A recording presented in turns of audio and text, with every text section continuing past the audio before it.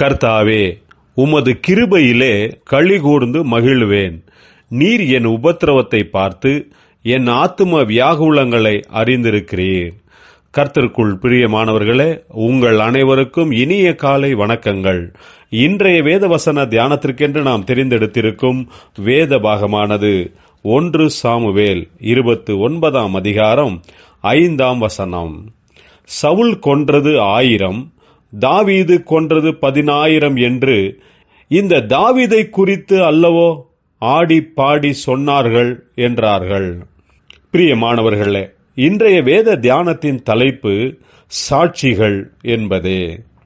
கோலியாத் என்ற ராட்சதன் இஸ்ரவேலர்களுக்கு எதிராக நின்றபோது அவனை தாவீது கர்த்தருடைய நாமத்திலே கொன்று போட்ட சமயத்தில் ஸ்திரீகள் சவுல் கொன்றது 1000, தாவீது கொன்றது 10000 என்று ஆடிப்பாடி கொண்டாடினார்கள்.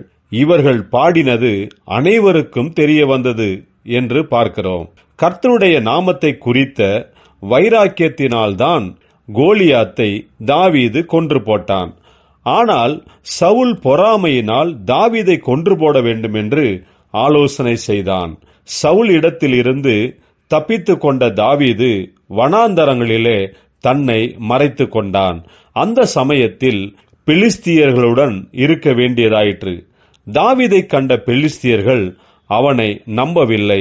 காரணம் என்னவென்றால், இந்த தாவீது தன்னுடைய தேவனின் நாமத்தின் வைராக்கியத்தினால் நம்முடையவனான கோலியாத்தை கொன்றான்.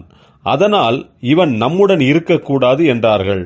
அப்போது அவர்களுக்கு தாவீதை குறித்து அன்று ஸ்திரீகள் பாடின பாட்டு நினைவுக்கு வந்தது. அன்று பாடின பாட்டு அவர்களுக்கு சாட்சியானது.